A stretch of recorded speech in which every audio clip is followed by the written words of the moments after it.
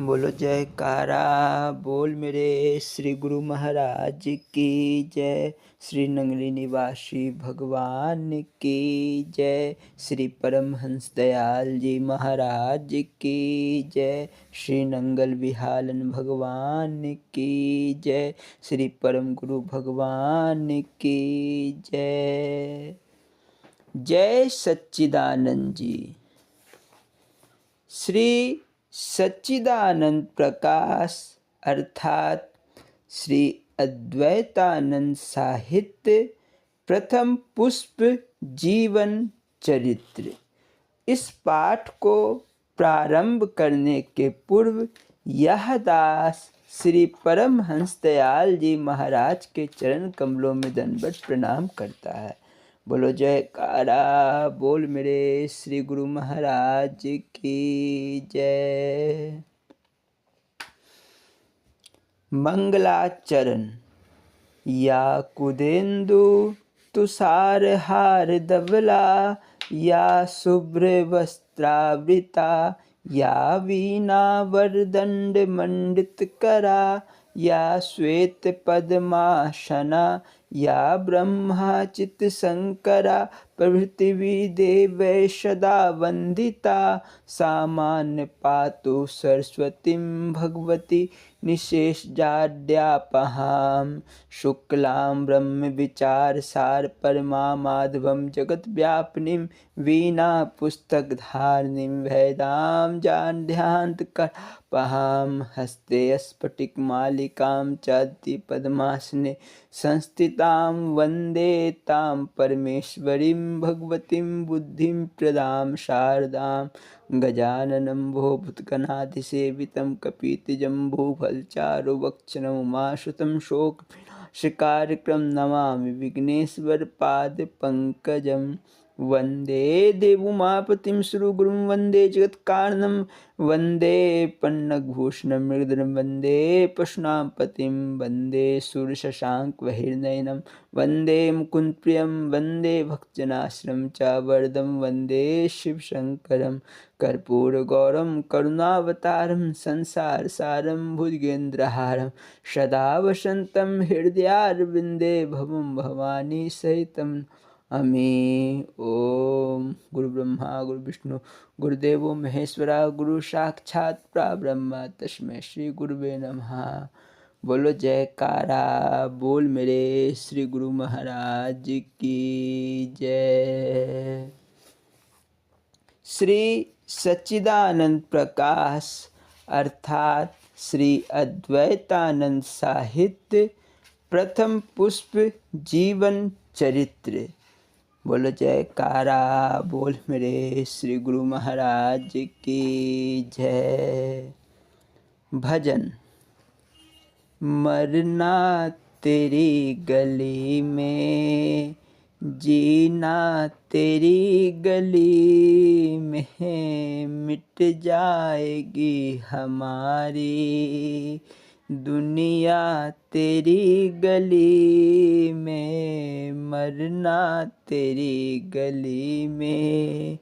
मुझसे तेरी मोहब्बत कम उम्र भर न होगी, मुझसे तेरी मोहब्बत कम उम्र भर न होगी। हम तुझ पे मर मिटेंगे, तुझको खबर न होगी, मरने के बाद होगी चर्चा तेरी गली में, मरना तेरी गली में, जीना तेरी गली में। आए हैं तेरे दर पे हम जिंदगी लुटाने, आए हैं तेरे दर पे हम जिंदगी लुटाने।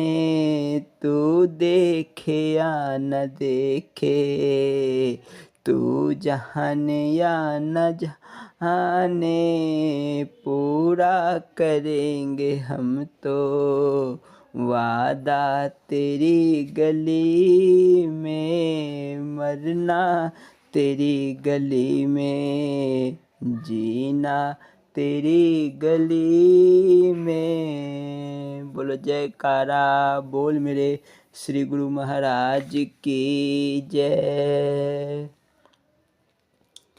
सगल की आवाज़ से चोर का भागना।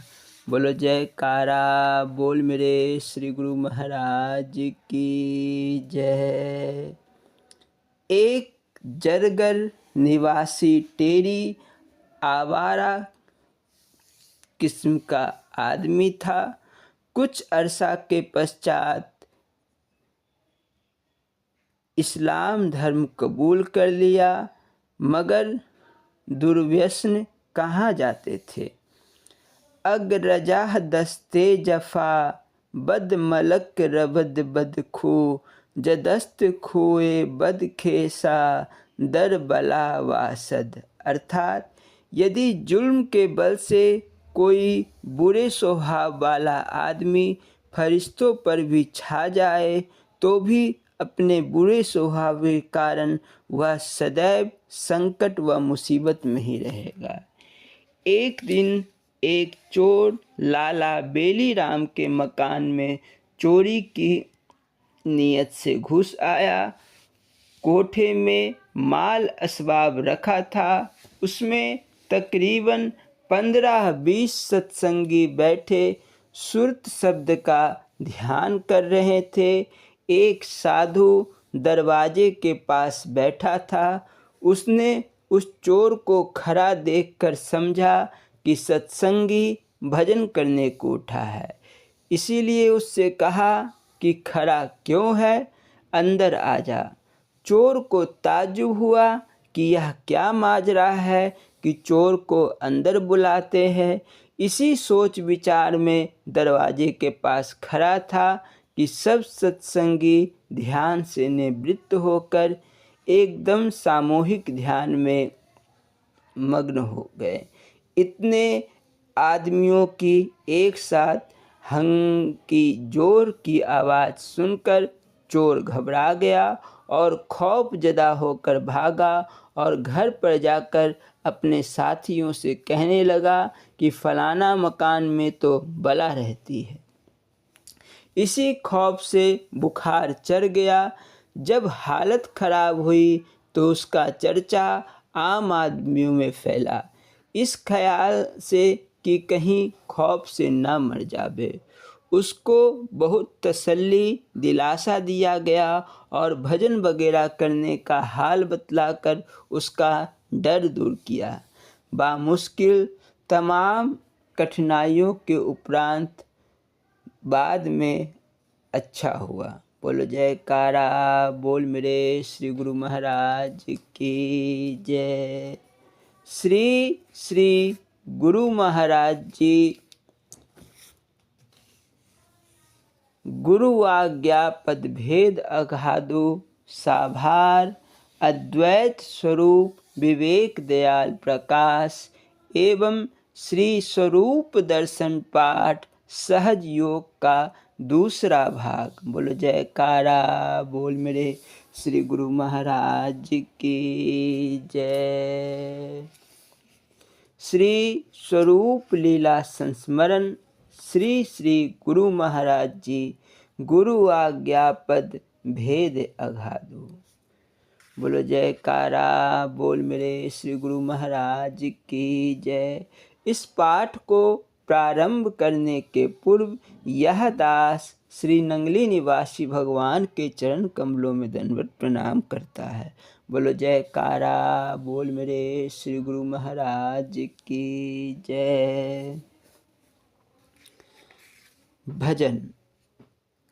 ऐ मसीहा कुछ दबा कर इस दिले बीमार की, क्यों तड़पते गुजरती है जिंदगी दिन चार की। ऐ मसीहा कुछ दबा कर इस दिले बीमार की, क्यों तड़पते गुजरती है जिंदगी दिन चार की। इंतजारी बेकरारी है बीमारी यह बुरी, याद आती है वो अब रह रह के बातें प्यार की। ऐ मसीहा कुछ दबा कर इस दिले बीमार की, जिगर में एक सूल सा पैदा होता है एकदम, कान में आवाज पड़ती है किसी जब कार की।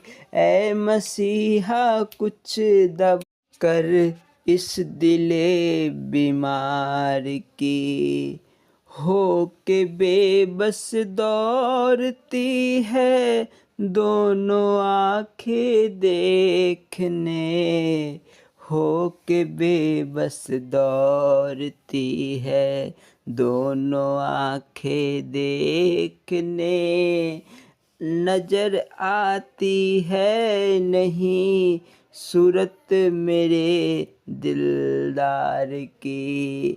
ऐ मसीहा कुछ दबा कर इस दिले बीमार की, क्यों तड़पते गुजरते हैं जिंदगी दिन चार की।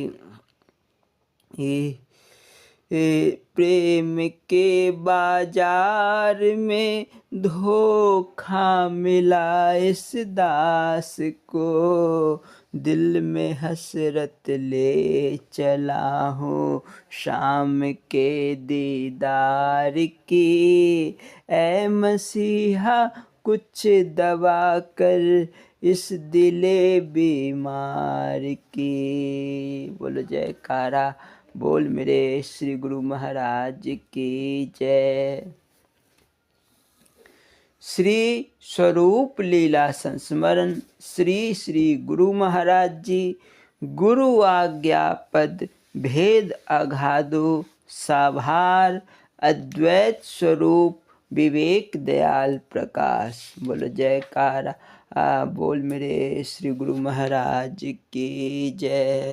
अभी वे प्रेमी अतृप्त ही थे कि लक्की मरबत से अनन्य प्रेमी श्री हेमराज जी तथा साहिब राम जी श्री चरणों में हाजिर होकर अर्ज करने लगे कि दाता दीन दयाल जी बहुत दिन हो गए यहाँ आपको, अब लक्की बालों पर भी मेहर की नज़र डाले। आपने फरमाया कि लक्की बालों से प्रेम तो हमें भी बहुत है, लेकिन अभी हमारा वहाँ जाना ठीक नहीं है। भक्तजन तनिक घबराए कि हमसे कोई भूल तो नहीं हुई, तो प्रभु ने उन्हें तसल्ली दी कि अभी हठ मत करो, अभी हमारी मौज वहाँ जाने की नहीं है, लेकिन कुछ दिनों पश्चात हम वहाँ जरूर आएंगे। मगर भक्त हेमराज जी एवं भक्त साहिब राम जी ने रोते रोते श्री चरणों को पकड़ लिया, तो आपने फरमाया ठीक है हम चल पड़ते हैं, किंतु फिर से बता रहे हैं कि हमारा आजकल वहाँ जाना ठीक नहीं। भक्तजनों ने यह सोचकर कि हम अपने प्रेम और सेवा से प्रभु का हृदय जीत लेंगे तथा किसी प्रकार की असुविधा ना होने देंगे, तार द्वारा लक्की की संगत को श्री गुरु महाराज जी के पधारने की सूचना दे दी। रास्ते में आपने फरमाया कि इस समय हमें टेरी जाना चाहिए था। जब गाड़ी लक्की स्टेशन पर रुकी और श्री प्रभु प्लेटफॉर्म पर उतरे, तो भक्त हेमराज जी एवं भक्त साहिब राम जी स्टेशन पर इधर उधर देखने लगे कि कमाल है, कोई भी प्रेमी स्वागत के लिए स्टेशन पर नहीं आया। यह क्या हो गया? आपको स्टेशन के विश्राम कक्ष में विराजमान कर जब भक्त साहिब राम जी शहर में गए तो पता चला कि भक्त हेमराज जी के चचेरे भाई का अकस्मात निधन हो जाने के कारण सभी लोग शोक सभा में बैठे हुए थे। लौटकर जब श्री गुरु महाराज जी के सामने आए तो गुरु की मौत के खिलाफ अपनी जिद मनवाने का अपराध बोध भक्तों के चेहरों पर स्पष्ट था। दाता दीनदयाल जी को उस समय जो असुविधा हुई उसके लिए प्रेमी जन क्षमा याचना करने लगे। दाता दीनदयाल जी तो दया और क्षमा के सागर थे।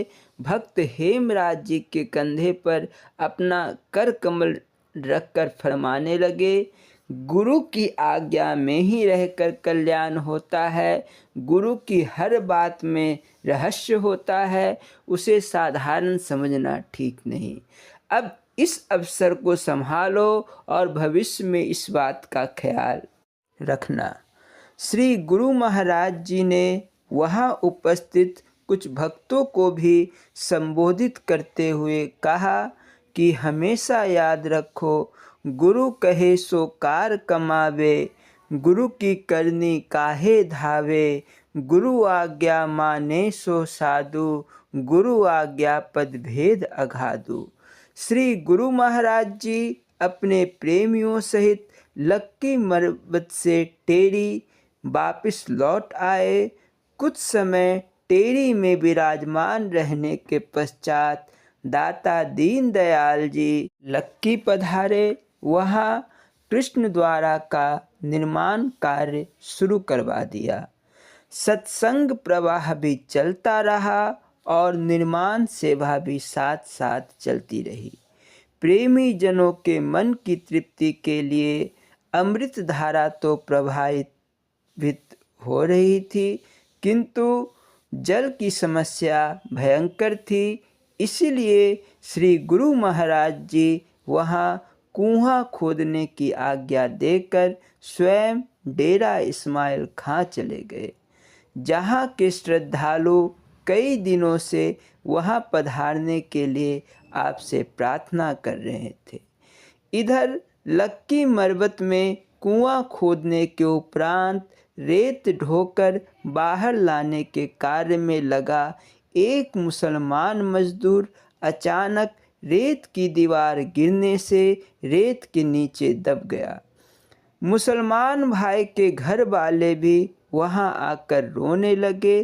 तुरंत रेत हटाई जाने लगी। सबके मन में यही आशंका थी कि मजदूर रेत के नीचे दबकर मर गया होगा। काफ़ी देर तक रेत हटाने का काम चलता रहा। रेत हटाते हटाते अन्य मजदूरों एवं सेवादारों ने जब रेत के नीचे दबे हुए मुसलमान मजदूर को देखा तो वे नज़ारा देखकर हैरान हो गए। वह मजदूर बिल्कुल सुरक्षित था। उसके शरीर पर ना तो कोई चोट आई थी और ना ही किसी प्रकार का कोई घाव था। जब सबने उत्सुकता बस पूछा तो उस मजदूर ने बताया कि मुझे तो ना जाने किन अज्ञात हाथों ने फूलों की भांति उठाकर एक ओर सुरक्षित बिठा दिया। बाकी हम मुसलमान लोग तो अब तक इसी ख्याल में रहे थे कि हिंदू फकीरों में कोई दिव्य शक्ति नहीं होती, लेकिन अपनी आँखों से देख लिया कि यह पीर कोई साधारण पीर नहीं। उसके बाद वह मजदूर बिना मजदूरी लिए दरबार की सेवा करता रहा। कुएं की खुदाई का काम संपन्न हो गया। इसकी समस्त सेवा भक्त सिंधु राम जी ने अपने जिम्मे ले ली थी। अनुमानता खर्च 1000 रुपये के आसपास था, किंतु गड्ढा ज़्यादा खुद जाने के कारण खर्चा भी ज़्यादा हो गया। अतः दाता दीनदयाल जी ने बाकी सेवा के लिए जो आज्ञा दी वह आज के सत्संगी प्रेमियों के लिए भी गौर करने योग्य है। श्री गुरु महाराज जी ने डेरा इस्माइल खां से ही यह आज्ञा लिखवाई, चाहे कोई 1 पैसा भी श्रद्धा और प्रेम भाव से दे, उसे ले लिया करो। इससे सबका प्रेम बढ़ेगा और वे इस स्थान पर आने में अपना हक समझेंगे। यह स्वाभाविक है कि जहाँ पैसा जाता है वहाँ दिल भी जाता है, अर्थात जहाँ जाता है धन वहाँ जाता है मन। माया और मन का संबंध गहरा है। हम चाहते हैं कि सब लोगों में अपनापन पैदा हो। स्वयं मायापति होते हुए अपने भक्तों के कल्याणार्थ यह मुखवाक्य फरमाए। जब कुआं बनकर तैयार हो गया तो कुएं का पानी उस क्षेत्र के अन्य कुओं से ज़्यादा मीठा था, जैसा आपने फरमाया था। लोगों में इस कुएं की वजह से भी भक्ति भाव जागृत हुआ। बोलो जयकारा बोल मेरे श्री गुरु महाराज की जय। श्री स्वरूप दर्शन पाठ सहज योग का दूसरा भाग। बोलो जयकारा बोल मेरे श्री गुरु महाराज की जय। भगवान राम ने श्री रामचरितमानस के उत्तर कांड में ज्ञान और भक्ति का निर्णय अयोध्यावासी के प्रति इस प्रकार किया। करत कष्ट बहुत पावत कोई, भक्तिहीन प्रिय मोह न सोई। दाता दीनदयाल जी ने हठ योग, प्राणायाम, अष्टांग योग के लिए युक्तियाँ सिखलाते हुए भी अपने श्रीमुख से भक्ति की ही प्रशंसा की, क्योंकि इन साधनों से प्राप्त किया हुआ ज्ञान साधक को भक्ति से वंचित कर देता है। श्री रामचरितमानस का कथन है, भक्ति स्वतंत्र अवलंब न आना, तेहि अधीन ज्ञान विज्ञाना। ज्ञान और विज्ञान भक्ति से उत्पन्न होते हैं।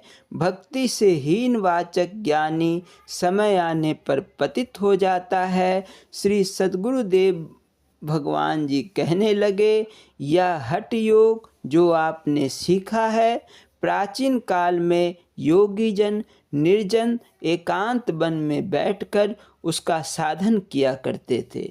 शारीरिक अवस्था के लिए इन साधनों की आवश्यकता होती थी।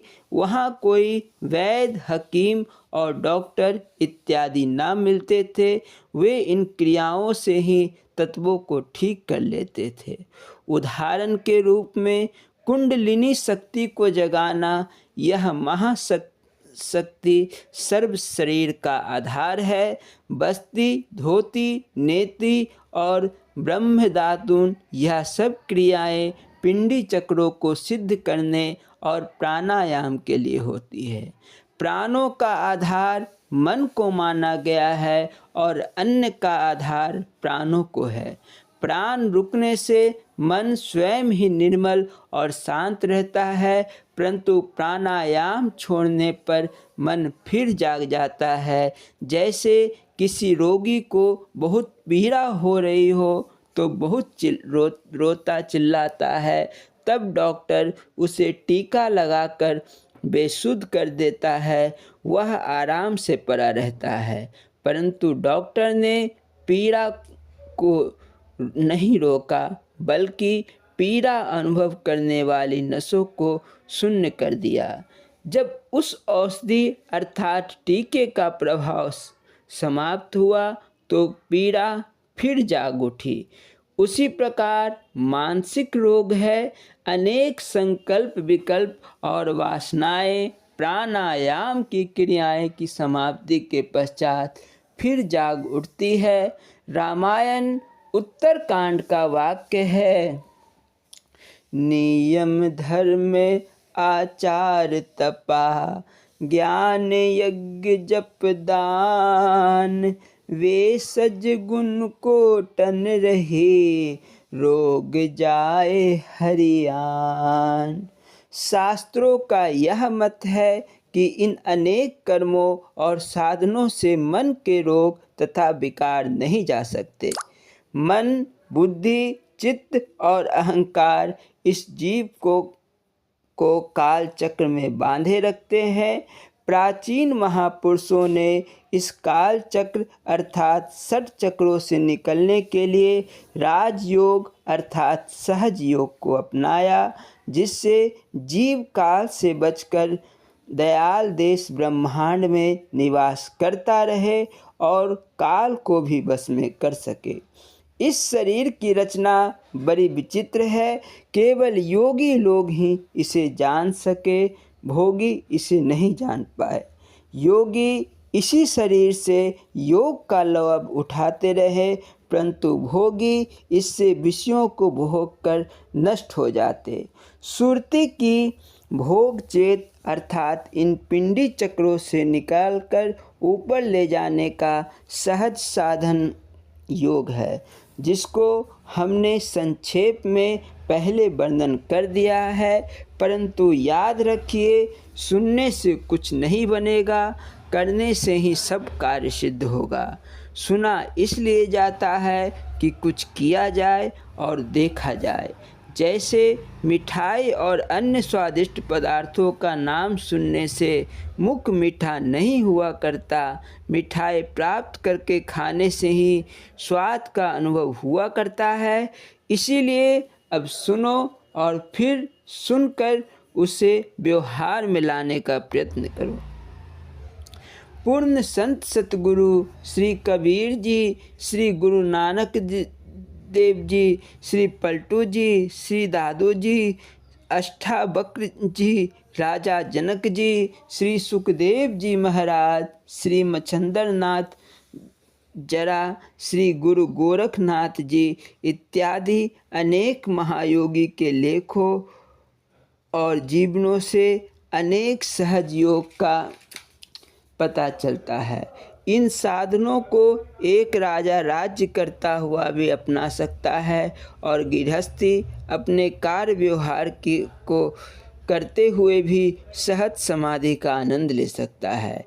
इस विषय में गुरु ग्रंथ साहिब में श्री गुरु नानक देव जी की वाणी इस प्रकार अंकित है, काया कोट अपार है, अंदर हट ना ले, गुरुमुख सौदा जे करे, हर वस्त्र संभाले। यह शरीर एक किले जैसा है जिसका पारावार नहीं पाया जा सकता। इसके अंदर दुकानें भी है, परंतु उनका पता गुरुमुख होकर गुरु द्वारा ही मिल सकता है। ये वहाँ सत्य वस्तु का सौदा होगा और हरिनाम रूपी वस्तु की संभल की जाएगी। पंचम बादशाह श्री गुरु अर्जुन देव जी महाराज कहते हैं, नवनित अमृत प्रभु का नाम, देही में किसका विश्राम, शून्य सनाथ अनाहद नेनद, कहना ना जाहि अचरज विस्मर गए। इस शरीर के अंदर नौ निधि देने वाला उस ईश्वर का अमृत रूपी नाम विद्यमान है, अर्थात सर्वव्यापी परमात्मा इस शरीर में व्यापक है, परंतु उस स्थान का प्राप्त का पता सुरत समाधि में लगेगा। वहाँ का आनंद कथनी से परे है।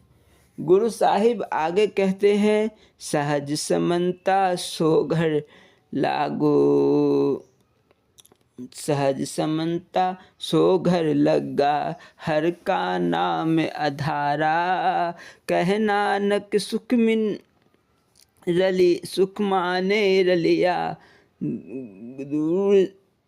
गुरु पूरे को नमस्कारा।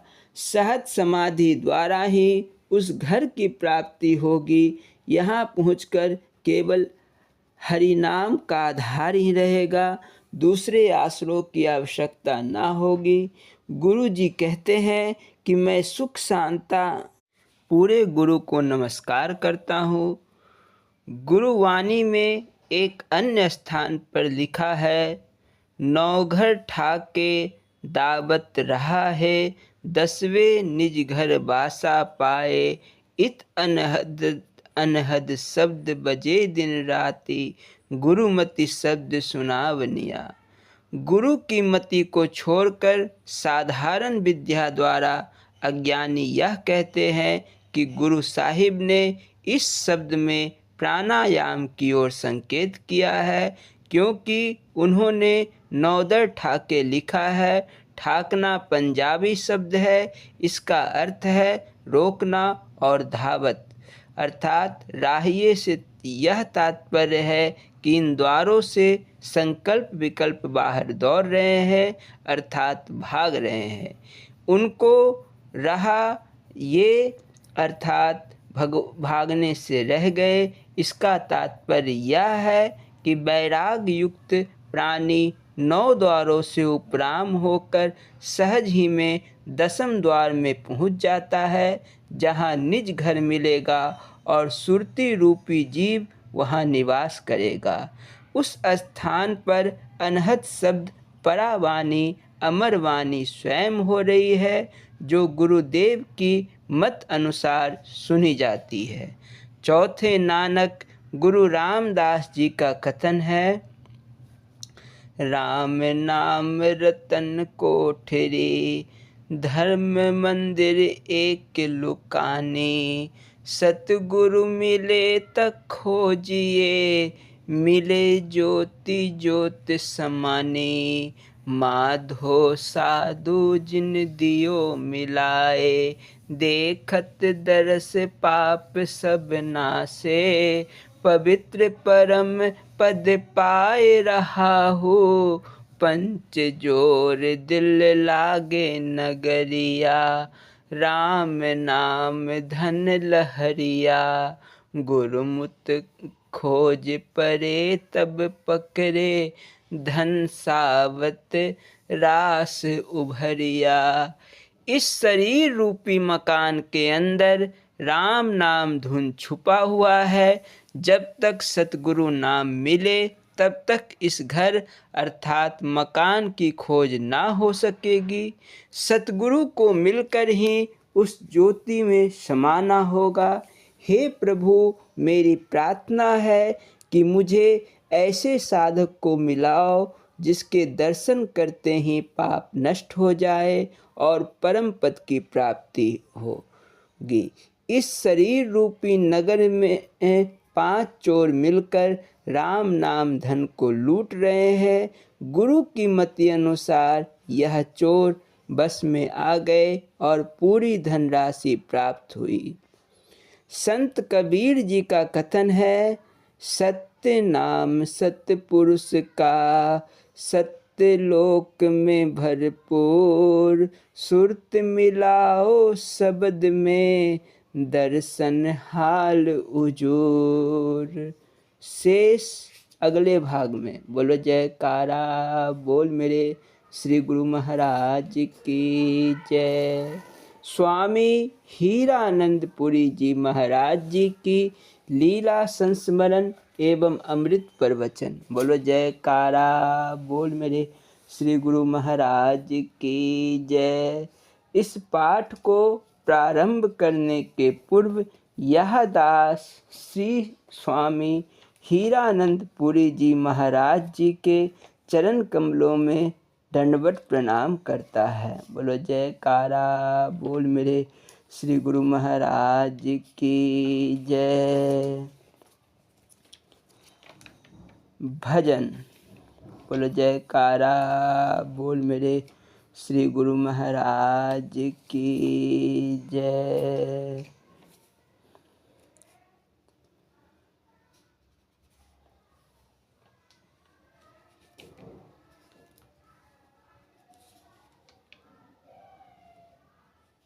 तेरे चरना विच होवे मेरी अरदास दाता, सपने विच भी ना तोरी विश्वास दाता, सपने विच भी ना तोरी विश्वास दाता।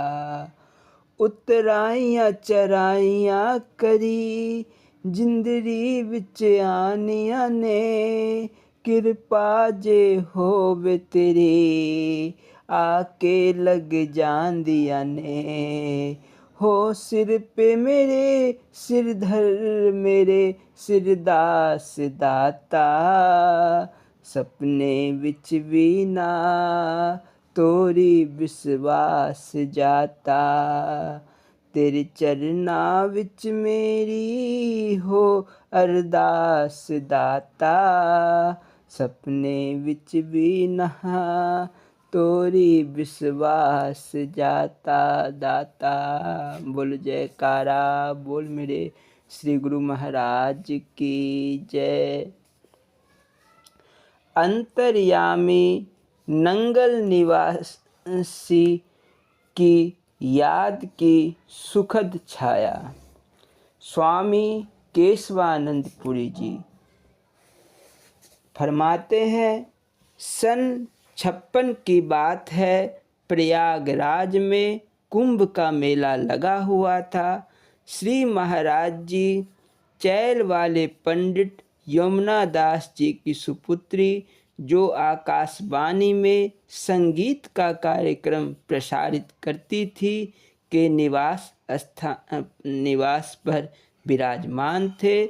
मैं भी उन दिनों अपने सहपाठी श्री गोविंद राम जी अग्रवाल कानपुर वाले के छोटे भाई श्री कृष्ण मुरारी जी के यहाँ उनके पुत्र के मृत्यु पर संतावना देने को गया था।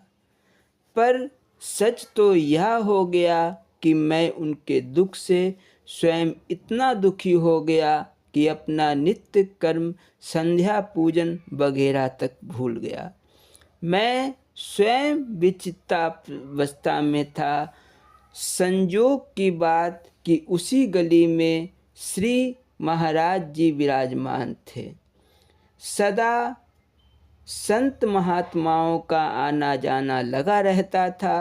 श्री महाराज जी के साथ मैं चैल वाले श्री विश्राम सिंह जी महाराज पटियाला के इंचार्ज थे तथा श्री हरिराम जी ठेकेदार सेवा में थे।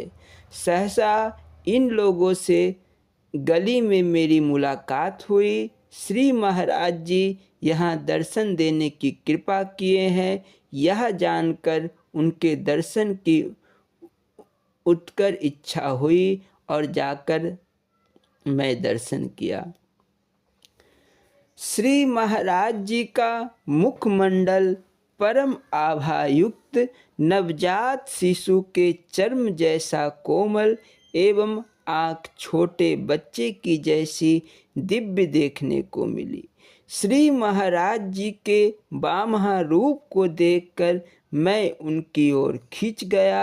इतने में श्री महाराज जी उपस्थित भक्तों से सत्संग सुनाते हुए फरमाए, दुनिया के लोग बच्चे के मर जाने पर पागल हो जाते हैं, वे अपनी शुद्ध बुद्ध खो देते हैं, यहाँ तक कि अपना स्वधर्म संध्या पूजन भी नहीं करते। उन्हें क्या पता यह लड़का हिटलर, चंगेज खां या रावण बनता। प्रभु की बड़ी कृपा हुई जो उसे अपने पास बुला लिया। रावण जन्म मूल जातक में होने से उसके पिता ने मंजूषा में बंद कराकर बहा दिया, क्योंकि उससे पिता माता आदि का अनिष्ट ही होता। इसीलिए परमात्मा कुछ ऐसे विभूतियों को जिसके द्वारा आगे चलकर समाज का अमंगल होने को होता है, उसे अपने पास बुला लेते हैं। प्रभु के इस मंगलमय विधान को ना जानकर जीव नाहक ही मोहबश होकर अपने स्वधर्म का परित्याग कर अपना नुकसान करते हैं। श्री महाराज जी के मुखारबिंद से यह वचन सुनकर मेरा सारा मोह शोक दूर हो गया। मैं श्री महाराज जी को दंडवत प्रणाम करके संगम गया, स्नान किया, फिर विधिवत संध्या पूजन भी किया। अपने मित्र के घर आकर संतावना दिया और पुनः वाराणसी वापस आ गया। परंतु महाराज श्री की दिव्य मूर्ति और वे वैराग्य युक्त पूरक वचन सदा मन मानस में उभरते रहे। इतने वर्षों के अंतराल के पश्चात सन 1962 में पुनः कुंभ के मेले में श्री महाराज जी के दर्शन का लाभ प्राप्त हुआ। संयोग ऐसा था कि मेला में रोगियों की सेवा करने की ड्यूटी मुझे मिली। उस सेवा समिति में वैद्य श्री रामदास जी हरियाणा निवासी, वैद्य श्री धर्मशास्त्री जी बरेली निवासी, आचार्य गजानंद जी एटा निवासी थे। हम सभी हर को पौड़ी या साथ ही स्नान करने के लिए गए। भगवान की कृपा से दिल्ली पुलिस के वरीय इंस्पेक्टर श्री बिरबल बख्शी एवं उनकी पत्नी के चैल के तुलसी जी भी मिले। मुझे देखकर वे जय सच्चिदानंद कहकर चरण स्पर्श किए। पता नहीं वे कैसे यह समझ गए कि ये भी अपने ही गुरु दरबार के महात्मा हैं। सच्चाई तो यह थी कि मैं भी समझ नहीं पा रहा था कि ये क्या कर और कह रहे हैं। तब तक उन्होंने आगे बढ़कर कहा, श्री महाराज जी भी विराजमान हैं, क्या दर्शन नहीं करोगे? इस पर तो मैं असमंजस में पड़ गया। कौन महाराज जी? क्या परम प्रभु का शुभागमन हुआ है? इतना सोचते ही मेरे मानस में परम प्रभु का वह मनोहर मृदुल मूर्ति परिलक्षित होने लगा। महाराज श्री की वे आज्ञाएं जो परमपुरी के लिए फर्नीचर बनवाकर भेजाने को थी, वे सभी स्मरण होने लगी। इतने में इंस्पेक्टर साहब ने कहा, चलिए दर्शन कर ले। मैं उनके साथ गंगा पार रोड़िया पहुंचा। महाराज श्री को जिस कमरे में निवास था उसके द्वार पर सुंदर सजावट के धार्मिक अभिलेख लिखे हुए थे। मैं दरवाज़ा पार कर जब अंदर गया, श्री महाराज जी को दंडवत प्रणाम किया तो श्री महाराज जी ने अपने श्री मुख से फरमाया, तुम किस महाराज को प्रणाम करते हो? श्री महाराज जी को मैंने पहचान लिया, यही 56 में मिले थे। अपने मन की बात मन में ही छुपाकर हाथ जोड़कर निवेदन किया, श्री महाराज जी जो मेरे आँखों के सामने हैं उन्हीं को दंडवत प्रणाम है। तब श्री महाराज जी हंसते हुए कहें, जिनकी याद तुम्हारे मन मंदिर में आती है उनको भी दंडवत प्रणाम कर लो। श्री महाराज जी ने पहली भेंट में भी मेरे मन की बात को प्रकट की और इस बार भी प्रकट की। मैं हृदय से उनके चमत्कार प्रभाव से प्रभावित हुआ। आज भी मेरे मन मानस पटल से श्री महाराज जी का वह कोमल स्वभाव, मंद मुस्कान, गुलाबी चेहरा भुलाए नहीं भूलता। मैं नित्य दर्शनों को जाता और लगभग 20-25 दिनों को दर्शन का लाभ लेता रहा। उस अंतर्यामी घट वासी प्रभु की जय हो, जय हो।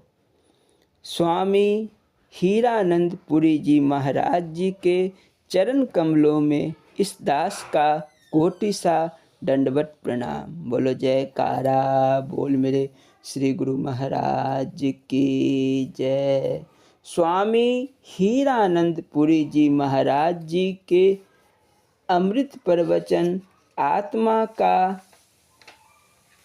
तीसरा भाग। बोलो जयकारा बोल मेरे श्री गुरु महाराज की जय। आत्मा। श्री गुरु महाराज जी के विलक्षण और दैवी व्यक्तित्व के संपर्क में जो आता है वह उनका दीवाना हो जाता है। जो लोग उनसे पहली बार मिलते हैं उन्हें भी कभी ऐसा नहीं लगता कि वे उनसे पहली बार मिल रहे हैं। उनके संपर्क में आते ही ऐसा प्रतीत होता है जैसे आपसे उनका संबंध जन्म जन्मांतर का है।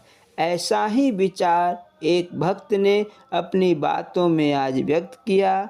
सच कहा है, महान अवतार पुरुषों का संपर्क भी बड़े भाग्य से मिलता है। बोलना जी, हरिओम हरिओम हरिओम।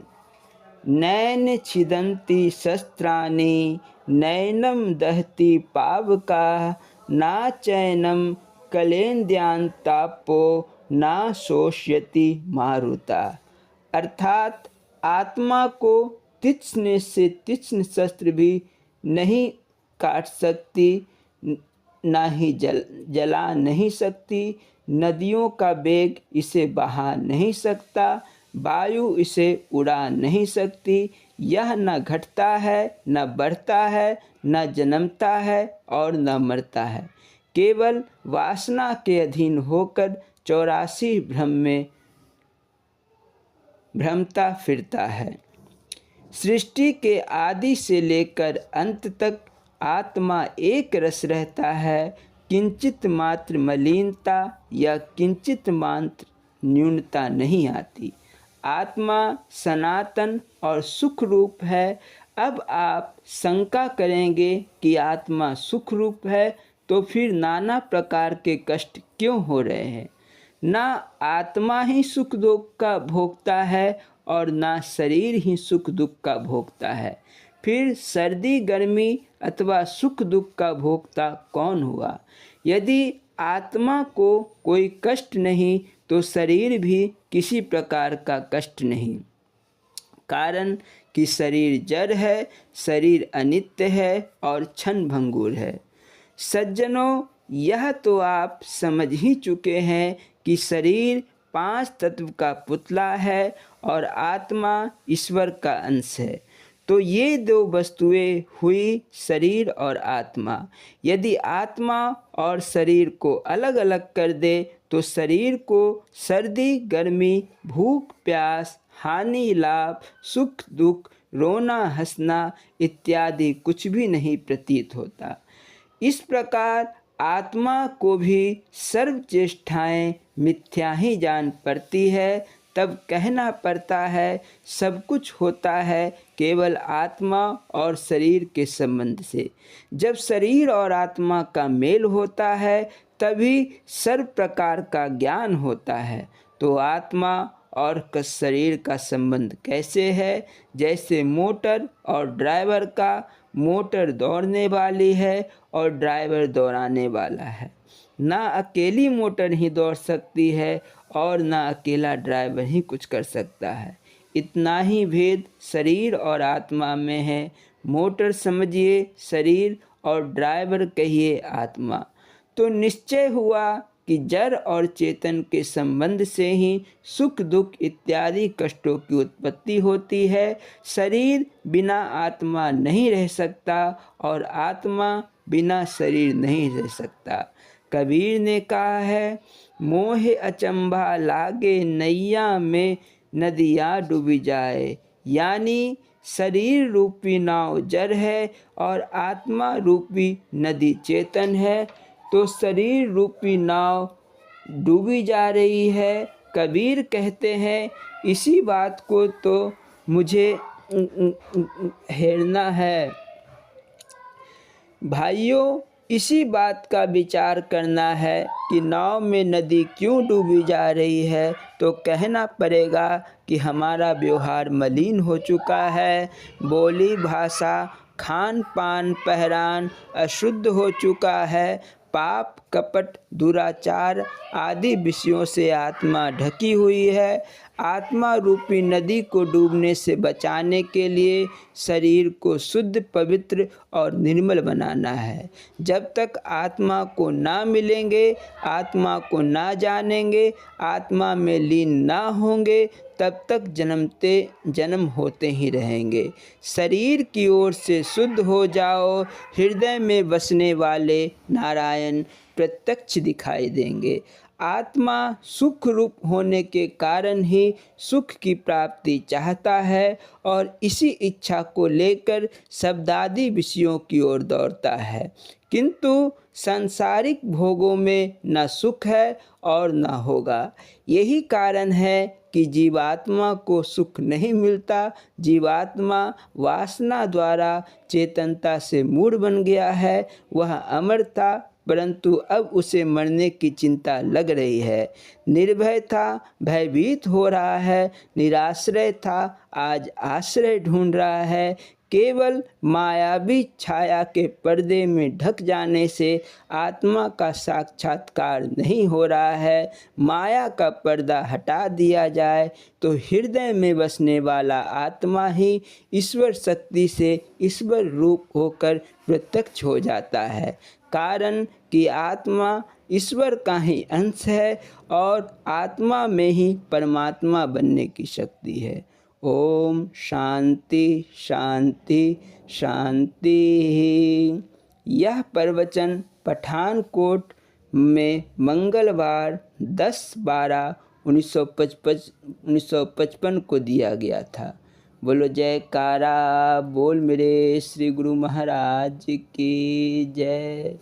स्वामी परम ज्ञानानंद पुरी जी महाराज जी की लीला संस्मरण एवं अमृत प्रवचन। बोलो जयकारा बोल मेरे श्री गुरु महाराज की जय।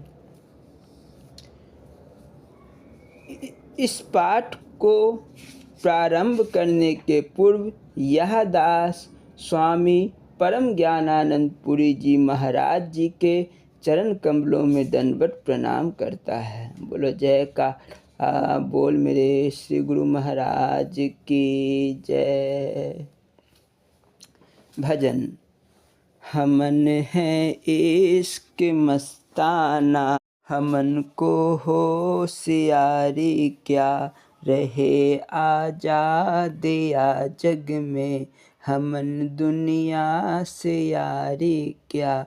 जो बुछुरे हैं प्यारे से, भटकते दर बदर फिरते, हमारा यार है हम में, हमन को इंतजारी क्या। खलक सब नाम अपने को, बहुत कर सर पटकता है, हमन हरि नाम राचा है, हमन दुनिया से न्यारी क्या। न पल बिछुरे पिया हमसे, न हम बिछुरे पियारे से, उन्हीं से नेह लगाना है, हमन को बेकरारी क्या। कबीरा इश्क का माता, दुई को दूर कर दिल से, जो चलना राह नाजुक है, हमन सर बोझ भारी क्या। बोलो जयकारा बोल मेरे श्री गुरु महाराज की जय। परमपुरी बसंत पर्व 1981 ईस्वी।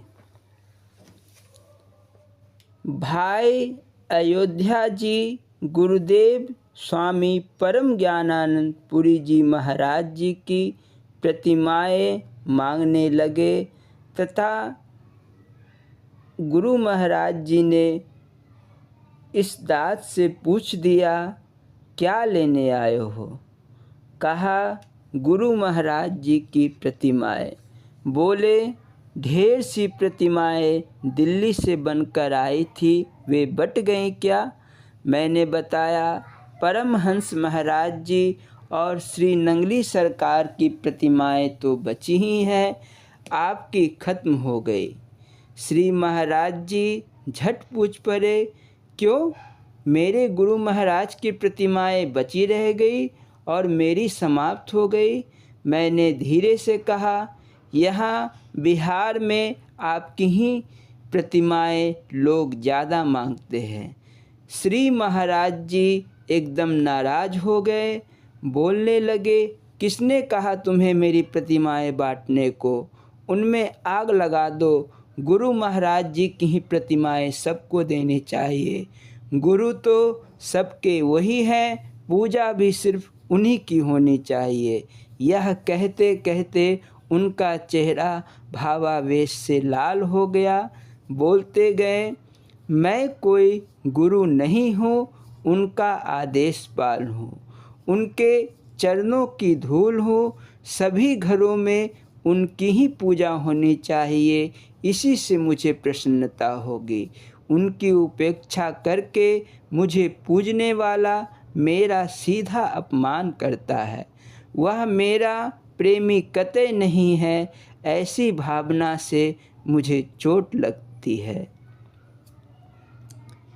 यह प्रेम भाव भक्त वत्सलता श्री महाराज जी स्वामी परम ज्ञानानंद पुरी जी महाराज अपने गुरु महाराज स्वामी श्री नंगली निवासी भगवान स्वामी स्वरूपानंद जी महाराज जी के विषय में फरमाए थे। बोलो जयकारा बोल मेरे श्री गुरु महाराज की जय। स्वामी परम ज्ञानानंद पुरी जी महाराज जी के अमृत प्रवचन। बोलो जयकारा बोल मेरे श्री गुरु महाराज की जय। इच्छाहीन होना ही पूर्ण काम होना है। गुरु नानक नगर बटाला पंजाब में दिनांक 6/11/1976 को दिया गया प्रवचन। बोलो जयकारा बोल मेरे श्री गुरु महाराज की जय। भगवान के अनन्य प्रेमियों, सत्संग तो तुम लोग जितना भी सुनो अच्छा ही है। किसी गांव में एक महात्मा आए। गांव के लोग महात्मा जी के पीछे पड़ गए और उनसे सत्संग सुनाने का आग्रह करने लगे। महात्मा ने पूछा, तुम्हारे गांव में इसके पहले क्या कभी कोई महात्मा आए थे? गांव वालों ने बताया, एक महात्मा तो जरूर आए थे, उन्होंने हमें सत्संग उपदेश भी दिया था। महात्मा जी ने कहा, इसका मतलब कि तुम सत्संग पहले भी सुन चुके हो। अब बताओ कि तुम लोगों ने अब तक उस सत्संग को कितना चरितार्थ किया है।